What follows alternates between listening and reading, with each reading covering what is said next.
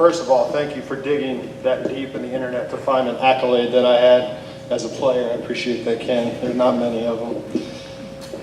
First of all, I want to thank the Greater New Orleans Sports Foundation Club, our quarterback club, for having me come out and talk, and certainly Ken, who reached out to me, who's now like the new version of Anthony Munoz for me. I've listened to a lot of local broadcasters, and I have a ton of respect for Ken, and he's been an influence on me, whether he knows it or not. I've listened to anyone pretty much that's ever called a game in the city of New Orleans, and Ken's certainly one of those.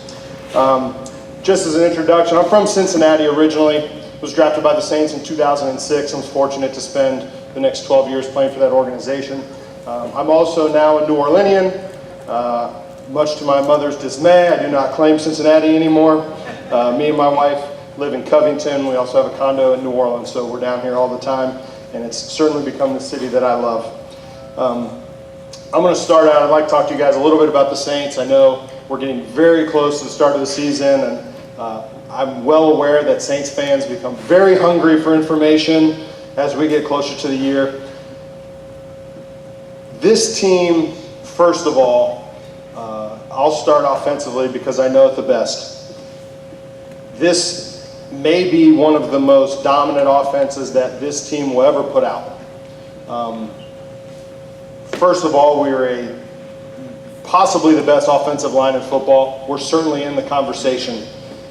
We have 2 Pro Bowl running backs, a Hall of Fame quarterback, for really the first time in Coach Payton's tenure, a true number 1 receiver, and then we stole Traquan Smith in the 3rd round to add to that group. It's an abundantly talented offense that I don't know is going to be completely conveyed in the stat line.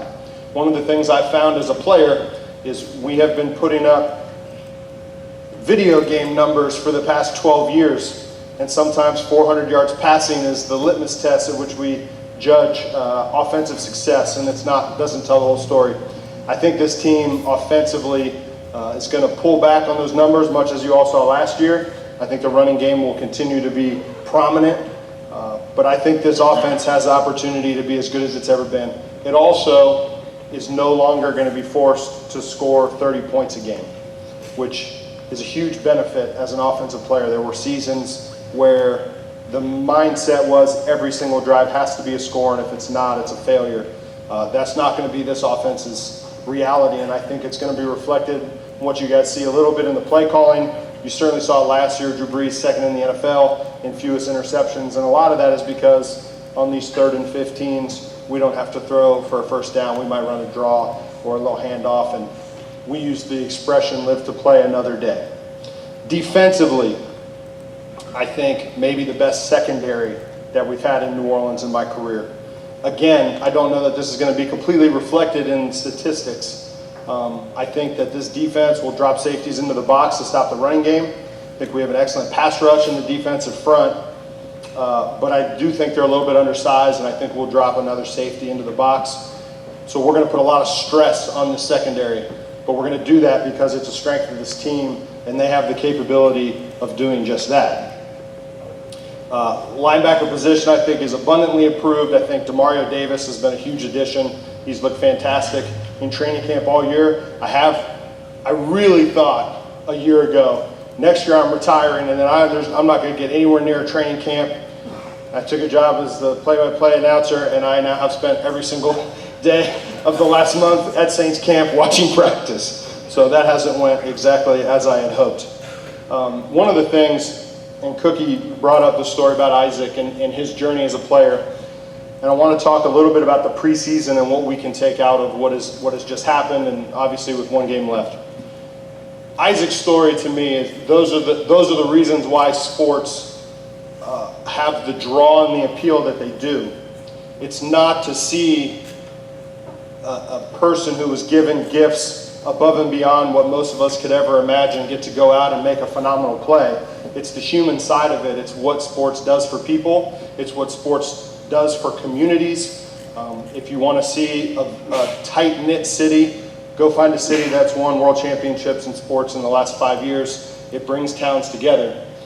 For a story like Isaac's, he talked about a guy living his dream out and a guy doing what it took and making the sacrifices necessary to live out that dream. So we're approaching the 4th preseason game, and it's a game that, as a fan base, and this is not a New Orleans thing, this is a league-wide thing, a nationwide thing, this 4th preseason game is seen as this kind of sloppy mudfest that nobody cares about. And it was always interesting to me as a player, because one of the criticisms that you get as a player is rich, spoiled athlete and guys that are in it for the money. And this game is the opposite of that. This game will be essentially 60 players on 60 players doing everything that they can in their final opportunity to accomplish a dream that has existed in their lives for 20 years. And that's what you see in this 4th game. So for me, certainly as a player, having personal relationships with those guys, this was always my favorite game of the year. It really was, because you're always going to have a guy that makes a play that changes his life forever. And I, as a player, played in these games where I was very far from having a secured spot on the roster. And it's been great these last couple of years as I've gotten more positive acclaim, but I haven't forgotten that the first 10 years I was kind of like the guy that everyone wanted to replace all the time. So I wasn't secured for a long time in my career. I was a backup for 5 seasons. This game is what that's all about. It's about those guys that it's their last chance maybe to make that dream come true. So I love it, and I hope for those of you who do watch it, you realize when you see a guy make a 60-yard reception, that might be literally the one play, the culmination of 10 years of work, 15 years of work, that gives him the opportunity to live his dream out, and I just love it.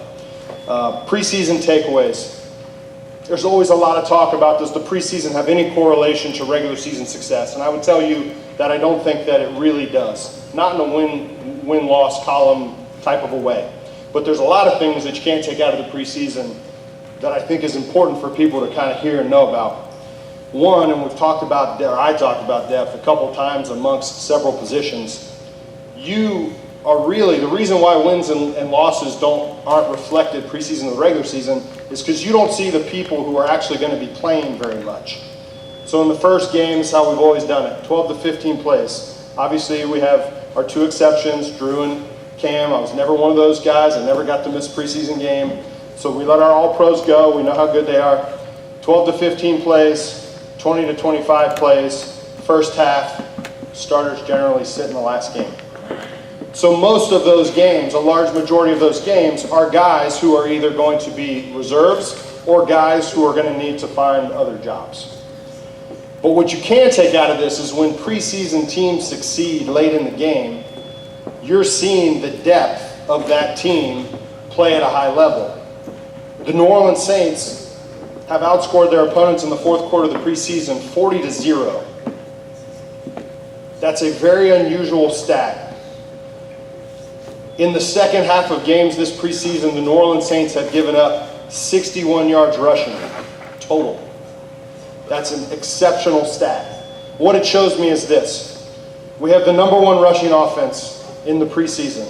That tells me that we're deep at offensive line and we're deep at running backs, 2 positions that you need depth.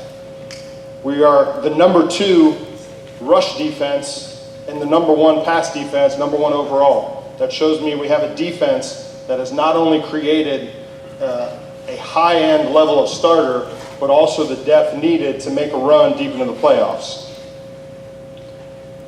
I think you also look specifically at the defensive line, another position that in my career in New Orleans was at times a little maligned.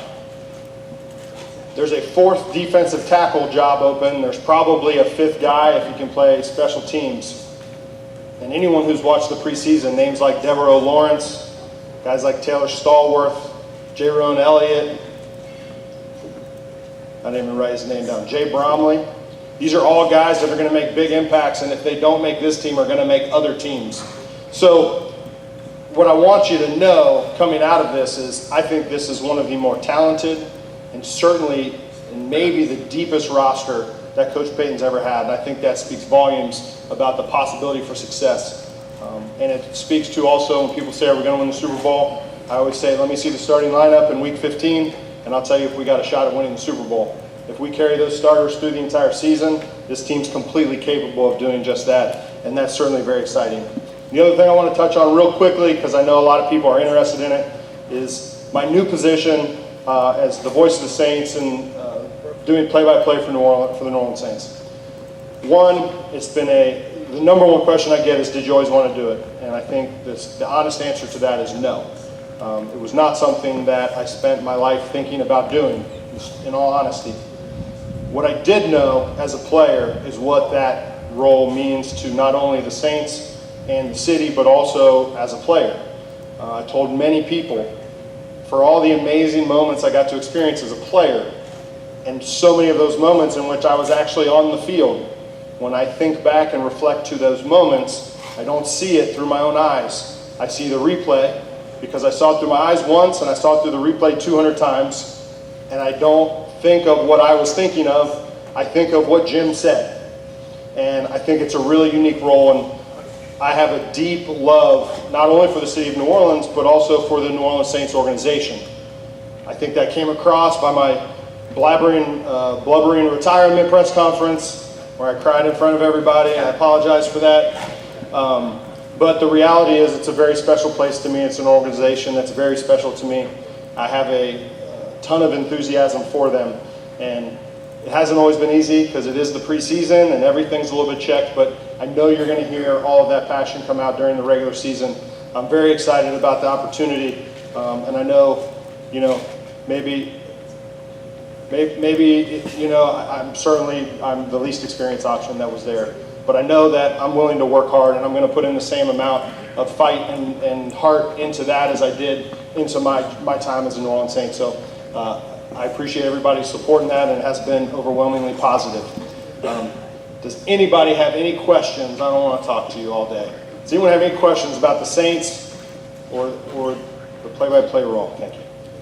Did you have to think about giving up your shares of your beer company to get this job, because now you're in competition with Dixie Beer, Benson's own? First of all, no, absolutely not. First of all, I owned a brewery before Mr. Benson owned a brewery, so if anyone's giving shares away, it better be them. No, here's the thing, and the New Orleans Saints and that organization, obviously, it's all the same ownership structure, and it's the same people that run the Saints, that run Dixie. They've been fantastic with me. First of all, to be completely honest, I don't know we're going after the same customers. I think that Dixie was a legacy project for them. It was a thing for them to bring back something from New Orleans past. I think it was something Mr. Benson was very passionate about. But they've been great with me, and we joke about it all the time. They'll put, even when I was playing, they put a Dixie hat in my locker every once in a while, and just wanted you to have some swag, and they've sent me 12 packs. And so we play back and forth with each other, but no, it's certainly not something. I appreciate you bringing it up. I might have forgot. I own Port Orleans Brewing Company, available at your local grocers. I don't know if it's available here. If anyone from Rock and Bowl wants to talk to me afterwards, I'll be available. But no, that never came up. It's something that actually fits in very well with what I'm doing now. Well, best of luck with your career now, and feel free to use that catchphrase. Okay, I got you. Anybody else? Any questions on the New Orleans Saints this year? All right. Thank you all very much. Appreciate it.